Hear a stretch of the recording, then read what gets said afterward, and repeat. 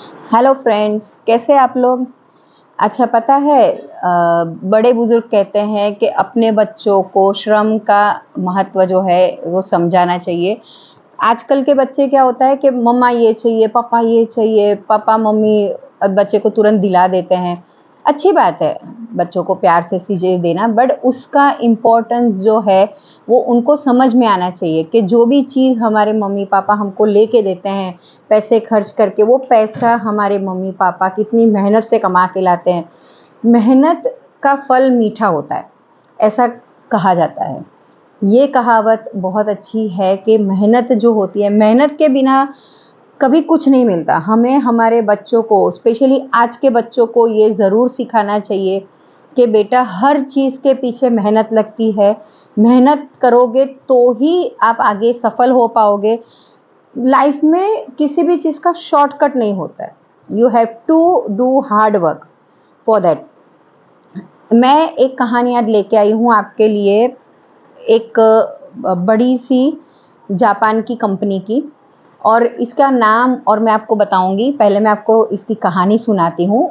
ये कहानी है, ये कहानी में एक जापान में एक बहुत बड़ी कंपनी है, कई बड़े एरिया में डेवलप हुई है। ये कंपनी में भारत से, इंडिया से कुछ लोग गए थे विजिट करने के लिए। अभी वहाँ पे जो मैनेजर थे उन्होंने बोला कि ये हमारा यंग इंजीनियर है, वो इंजीनियर आपके साथ घूमेगा, आपको सारे डिपार्टमेंट्स दिखाएगा, यहाँ की सारी डिटेल्स बताएगा। ये फुल ट्रेन है, आप इसको कुछ भी पूछ सकते हैं, ये आपको लेके जाएंगे। उन्होंने बोला ठीक है। अभी ये यहाँ से शुरू हुआ विजिटिंग का कार्यक्रम। उन्होंने एक डिपार्टमेंट में गए और वहाँ पे जो कंपनी की, जो फैक्ट्री के जो डिपार्टमेंट्स थे, वहाँ बाहर की धूल मिट्टी अंदर ना जाए, इसके लिए इन लोगों का एक रूल था कि आपको डोर के बाहर आपको चप्पल निकालनी है, अपने जो जूते चप्पल पहने हैं वो निकाल के, वहाँ पे जो स्लीपर्स रखी हैं वो पहन के आपको वो पूरा डिपार्टमेंट घूमना है, और again you have to remove that your slippers and wear your shoes and गो।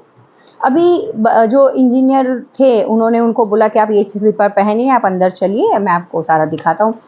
वो लोग जब बाहर आते थे तो देखते थे कि सारे जो जूते चप्पल हैं वो एक कतार में लगाए हुए हैं, एक लाइन में एकदम सलीके से लगाए हुए हैं, एकदम सिस्टमेटिक। उन्होंने अपने जब निकाले थे तब ऐसे वैसे निकाल दिए थे, और फिर वो अंदर गए दूसरे डिपार्टमेंट में, अगेन सेम सिचुएशन था। अभी ऐसे दो तीन उनके डिपार्टमेंट में ऐसा उन्होंने देखा। फिर जब उन लोग ने एक दूसरे को देखा कि हमने तो लाइन में चप्पल निकाले नहीं थे, ये यहाँ पे कोई ऐसा बंदा भी नहीं है दिख रहा कि जो आके हमारी चप्पल ठीक करके जा रहा हो, और हम वापस आ रहे हो, अपने हमको एक कतार में चप्पल मिल रहे हैं। लास्ट में जब उन्होंने देखा तो वो जो यंग इंजीनियर था वो सबके जूते एक लाइन में लगा रहे हैं, और वो देख के इन लोगों को भी, थोड़ा विजिटर्स को थोड़ा ऑकवर्ड फील हुआ, क्योंकि लगता है ना कि हमारे जूते चप्पल कोई और ठीक कर रहा है, ये अच्छी बात नहीं है, हमें ठीक से रखना चाहिए। तो फिर उन्होंने, वो जो मैनेजर थे उनसे पूछा कि भाई ये इंजीनियर ऐसा कर रहे हैं, हमको अच्छा नहीं लग रहा है, हम नेक्स्ट उसमें ध्यान रखेंगे, आप प्लीज़ उनको मना कर दीजिए। उन्होंने बोला कि नहीं नहीं, ऐसा कोई बात नहीं है, हमारे यहाँ कोई भी काम छोटा बड़ा नहीं होता है, छोटे से छोटे काम करने में भी हमें कोई दिक्कत नहीं है। ऐसा नहीं है कि कोई बड़ा इंसान है और छोटा काम करने से हम छोटे हो जाएंगे, इट्स नॉट लाइक दैट। और ये सही बात है, काम कोई भी छोटा नहीं होता है। तो इन लोग ने पूछा, पर इतना इंटेलिजेंट इंजीनियर, इतना यंग टैलेंट है आपके पास, तो आप उनको ये काम क्यों बोल रहे हो करने के लिए। आप इंसान सबको बोल सकते हो कि आप अपने अपने चप्पल कतार में लगा दीजिए, क्योंकि आपको ऐसे रखना है।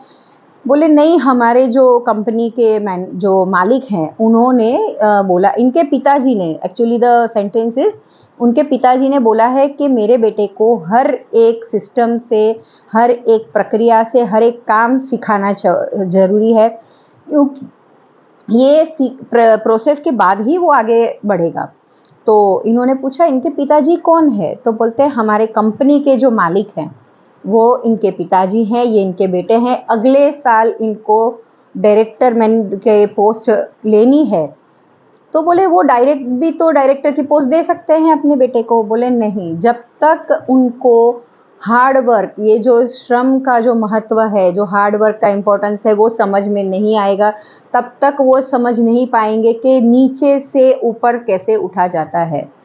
तो इन्होंने बोला कि बहुत अच्छी सोच है कि आप अपने बेटे को छोटे से छोटी चीज़ सिखाओ, उसको बताओ कि जो हम हार्ड वर्क कर रहे हैं वो आप भी करो, इससे आपको बेनिफिट ही होगा, आपको इससे कोई नुकसान नहीं होगा।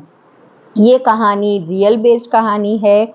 ये जो फैक्ट्री मैंने बताई, वो फैक्ट्री जो है वो जापान में आई है। मिटू योचो नाम की कंपनी है, मिटू टोयो कंपनी है।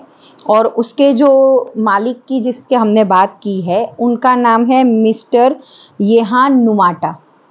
ये जो पर्सन है, उन्होंने अपने बेटे को छोटे से बड़े पोस्ट पे लाने के लिए, छोटे से, जैसे हम बच्चों को सिखाते हैं राइट, A to Z पहले सीखो, उसके बाद हम पूरा स्पेलिंग एंड ऑल, देन फिर स्टडी स्टार्ट होते हैं, ऐसे ही इन्होंने भी अपने बच्चों को सिखाया। मैं भी ये कहानी पढ़ने के बाद, आपको ये कहानी सुनाने के बाद, मैं खुद अपने बच्चों को ये अप्लाई करूँगी, और मुझे भी आशा है कि मेरे बच्चे भी बहुत आगे बढ़ेंगे और आपके बच्चे भी बहुत आगे बढ़ेंगे। इसी अच्छी सी सोच के साथ फिर मिलेंगे अगली कहानी में।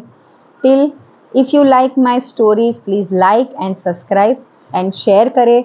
और आपके कमेंट्स मेरे लिए बहुत वैल्यूएबल है। आप अपने ओपिनियंस, अपने व्यूज़, अपने ऑप्शन, जो भी आप सोचते हैं मेरी कहानियों के बारे में, प्लीज़ मुझे बताइए, मुझे अच्छा लगेगा। तो फिर मिलते हैं नई कहानी के साथ। Till time, thank you, bye bye, have a nice day.